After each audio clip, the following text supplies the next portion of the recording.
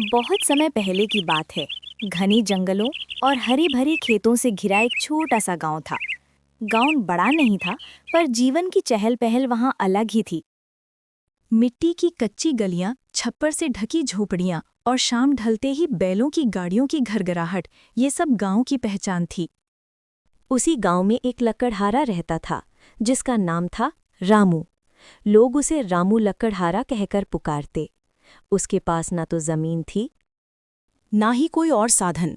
जीवन की गाड़ी चलाने का एकमात्र सहारा था उसकी कुल्हाड़ी और उसकी मेहनत।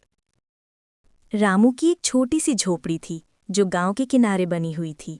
झोपड़ी बहुत पुरानी थी। बरसात के दिनों में छप्पर से पानी टपकता और गर्मी में दीवारों की मिट्टी झड़ने लगती, लेकिन उसी झोपड़ी में रामू का पूरा संसार था। उसकी पत्नी गीता बहुत ही समझदार और धैर्यवान स्त्री थी। चेहरे पर हमेशा मुस्कान रहती, चाहे घर में कितनी भी तंगी क्यों न हो। उनके 2 बच्चे थे, बेटा मोहन और बेटी चंदा। मोहन लगभग 10 साल का था और पढ़ाई में तेज था, जबकि चंदा 7 साल की थी और दिन भर खेलकूद में मस्त रहती। परिवार छोटा था, लेकिन गरीबी इतनी गहरी थी कि रोज की रोटी जुटाना ही सबसे बड़ी चुनौती बन जाती। रामू की सुबह सूरज निकलने से पहले शुरू होती, जब पूरा गांव गहरी नींद में होता। वो उठकर अपने पुराने कुल्हाड़े को पैना करता, छोटी टोकरी उठाता और जंगल की ओर निकल पड़ता। जंगल का रास्ता लंबा था। सुबह की ठंडी हवा, मिट्टी की महक और पक्षियों की चहचहाहट उसके साथ ही होते। चलते चलते वो अक्सर सोचता, आज जितनी लकड़ी काटूंगा उससे बच्चों के लिए कुछ अच्छा ला सकूंगा। रामू का नियम था कि वो कभी हरे भरे पेड़ों को नहीं काटता। वो हमेशा सूखी या गिरी हुई शाखाओं को ही इकट्ठा करता। उसकी यही आदत गांव वालों को पसंद थी। लोग कहते, रामू मेहनती भी है और सच्चा भी, दूसरों जैसा लालची नहीं। दिन भर मेहनत करने के बाद वो लकड़ी की गठरी गांव में लाता था और उसे बेचकर कुछ पैसे कमाता था। लेकिन लकड़ी बेचकर जो पैसे मिलते, उनसे मुश्किल से ही घर चल पाता। गांव वैसे भी गरीब था। ज्यादातर लोग खेतीहर मजदूर थे। जिनके पास थोड़ी बहुत जमीन थी, वे अपने अनाज से ही गुजर बसर कर लेते, लेकिन जिनके पास जमीन नहीं थी, उन्हें हर दिन मजदूरी करनी पड़ती। रामू की हालत और भी कठिन थी, क्योंकि उसके पास खेत नहीं था। उसकी कमाई पर ही पूरे परिवार का पेट भरता। अक्सर ऐसा होता कि दिन भर की मेहनत के बाद भी घर में सिर्फ दाल रोटी ही बन पाती। कभी कभी तो बच्चों को भूखा सोना पड़ता। उस समय गीता बच्चों को समझाती, बेटा, भूख से मत रो। कल पिताजी फिर जंगल जाएंगे और कुछ न कुछ लेकर ही लौटेंगे। रामू ये सब देखता तो उसका दिल पिघल जाता, लेकिन वो जानता था कि मेहनत ही उसका असली सहारा है। रामू अपनी ईमानदारी के लिए पूरे गांव में मशहूर था। चाहे कितनी भी गरीबी क्यों न हो, उसने कभी झूठ का सहारा नहीं लिया, ना ही कभी चोरी चकारी की।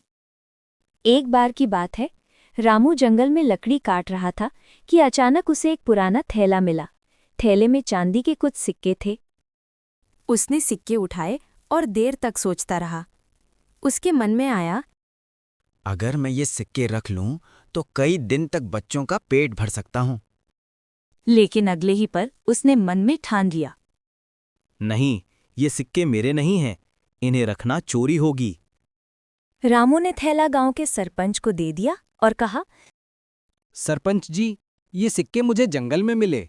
अगर ये किसी गांव वाले के हैं तो उन्हें लौटा दीजिए। गांव वाले हैरान रह गए। वे जानते थे कि रामू बेहद गरीब है, लेकिन फिर भी उसने लालच से मुंह मोड़ लिया। उस दिन से लोग उसकी और भी इज्जत करने लगे। रामू चाहता था कि उसका बेटा और बेटी पढ़ लिखकर कुछ बड़ा करें। वह खुद अशिक्षित था, लेकिन अपने बच्चों को अनपढ़ नहीं रखना चाहता था। हर रोज जब वो लकड़ी बेचकर थोड़ा सा पैसा कमाता, तो उसमें से कुछ पैसे बच्चों की किताबों और कॉपी पर खर्च कर देता। गांव का स्कूल बहुत साधारण था, मिट्टी की दीवारें, फूस की छत और लकड़ी की बेंचें, लेकिन रामू के लिए वही स्कूल उम्मीद का घर था। मोहन पढ़ाई में होशियार था। वो अक्सर अपने पिताजी से कहता, पिताजी, मैं बड़ा होकर मास्टर बनूंगा फिर आपको काम करने की जरूरत नहीं पड़ेगी। ये सुनकर रामू का दिल खुश हो जाता। उसे लगता कि शायद उसकी मेहनत का फल बच्चे की शिक्षा से मिलेगा। हालांकि गांव वाले रामू की ईमानदारी की तारीफ करते, लेकिन कुछ लोग उसे ताना भी मारते। वे कहते, अरे रामू, तू दिन रात कुल्हाड़ी घुमाता रहता है, लेकिन तेरी गरीबी तो कभी खत्म नहीं होती। रामू चुपचाप सब सह लेता। उसके दिल में बस यही था कि मेरे बच्चों को मेहनत की अहमियत समझनी चाहिए। अगर मैं हार मान लूंगा तो वे भी हार मानना सीखेंगे। एक सुबह रामू जंगल में लकड़ी काट रहा था। अचानक उसकी नज़र पेड़ों के बीच चमकती किसी चीज पर पड़ी। वह पास गया तो देखा कि वहां एक पुरानी लोहे की संदूक जैसी पेटी पड़ी थी। पेटी बहुत भारी थी और उस पर जंग लगा हुआ था। रामू ने उसे खोला तो अंदर कुछ पुराने औजार और लोहे के सिक्के मिले। ये किसी पुराने जमाने का खजाना था, लेकिन कीमती नहीं था। उसने सोचा, अगर यह किसी काम का हुआ तो मैं इसे गांव में बेच दूंगा, लेकिन इसे छिपा कर रखना सही नहीं होगा। रामू ने वह पेटी भी सरपंच को सौंप दी। गांव वालों ने एक बार फिर उसकी ईमानदारी की सराहना की। इन सब के बावजूद रामू की गरीबी कम नहीं हुई। झोपड़ी जर्जर हो चुकी थी। बरसात में पानी टपकता, सर्दियों में ठंड से बच्चे कांपते और गर्मी में झोपड़ी टपने लगती। गीता अक्सर कहती, रामू, कब तक इस झोपड़ी में रहेंगे? बच्चों को तकलीफ होती है। रामू असहाय होकर जवाब देता, गीता, मेरे पास साधन नहीं है, लेकिन हाँ, मैं हार नहीं मानूंगा। धीरे धीरे सब ठीक होगा। समय गुजरता गया। एक साल ऐसा आया जब गांव में फसल खराब हो गई। चारों ओर भूख और तंगी फैल गई। लोग अपने अपने साधन बचाने लगे। अमीरों ने अनाज छिपा लिया और गरीब लोग दिन प्रतिदिन परेशान होते गए। रामू ने और मेहनत करना शुरू किया। वो सुबह से शाम तक जंगल में लकड़ी काटता, पर लकड़ी की मांग कम हो चुकी थी। शहर से व्यापारी आना भी बंद हो गए थे। घर में राशन कम होने लगा। बच्चे रोते और गीता उन्हें चुप कराती। रामू के दिल पर पहाड़ टूट रहा था। गांव में उस साल फसल पूरी तरह बर्बाद हो गई। खेतों में अनाज तो दूर, भूसा तक मुश्किल से मिला। तालाब सूख गए, कुओं का पानी भी कम होने लगा। गांव वालों के चेहरों पर चिंता साफ झलकती थी। रामू की हालत और बिगड़ गई। लकड़ी बेचने वाले व्यापारी अब गांव में नहीं आते थे। वे कहते, जब लोगों के पास खाने को ही कुछ नहीं तो लकड़ी कौन खरीदेगा? रामू रोज जंगल जाता, सूखी लकड़ियां काटता और गांव लाकर बेचने की कोशिश करता, लेकिन उसे बहुत ही कम पैसे मिलते। कई दिन तो ऐसे भी हुए जब कोई लकड़ी खरीदने वाला नहीं मिला। बच्चों को भूखा देखकर गीता की आंखें भर आतीं। वो रामू को ढांढस बंधाती, तुम्हारी मेहनत बेकार नहीं जाएगी, हम हार नहीं मानेंगे। लेकिन ये बातें केवल हिम्मत बढ़ाने के लिए होतीं। असलियत ये थी कि उनका घर धीरे धीरे खाली होता जा रहा था। अकाल ने गांव के माहौल को बदल दिया था। लोग अब पहले की तरह मददगार नहीं रहे। हर कोई अपने परिवार को बचाने में लगा था। अमीर किसान अपने गोदामों में अनाज छुपाकर रखते और गरीबों को ताने मारते। कभी-कभी गांव में झगड़े भी होने लगे। कुएं पर पानी भरने की बारी को लेकर लोग लड़ पड़ते। छोटे छोटे कारणों से बड़ा विवाद खड़ा हो जाता। रामू ये सब देखकर दुखी होता। वो सोचता, मुसीबत के समय इंसान को इंसान का साथ देना चाहिए, लेकिन यहाँ तो हर कोई अपने बारे में सोच रहा है। गांव में कुछ अमीर लोग थे जिनके पास पुराना जमा हुआ अनाज था। वे उसे बहुत महंगे दामों में बेचते। गरीब लोग मजबूरी में उनसे खरीदते। रामू ने भी एक दिन सोचा कि बच्चों के लिए थोड़ा चावल ले आए। वो अमीर ठाकुर के पास गया। ठाकुर ने तरसकार से कहा, रामू, अगर अनाज चाहिए तो दोगुना दाम चुकाना होगा। रामू ने हाथ जोड़कर कहा, ठाकुर जी, मेरे पास इतने पैसे नहीं हैं, कृपया थोड़ा सस्ता दे दीजिए। ठाकुर ने हंसते हुए जवाब दिया, गरीब आदमी हमेशा रोता है। मेहनत कर और पैसे ला। दया दया करने से पेट नहीं भरते। रामू की आंखों में आंसू आ गए, लेकिन उसने कुछ नहीं कहा। वो चुपचाप लौट आया। घर आकर उसने यह बात गीता को बताई। गीता बोली, रामू, हम दूसरों पर निर्भर नहीं रह सकते। अगर हमें जीना है तो कुछ नया करना होगा। सिर्फ लकड़ी काटकर अब घर नहीं चलेगा। रामू ने पूछा। तो हम क्या करें? गीता ने सुझाव दिया। गांव में कई लोग भूखे हैं। अगर हम लकड़ी के साथ साथ उनके लिए छोटे मोटे सामान जुटाएं, जैसे सूखी घास, जड़ी बूटियां या जंगल से मिलने वाली चीजें, तो शायद हमें कुछ कमाई हो सके। रामू को ये बात ठीक लगी।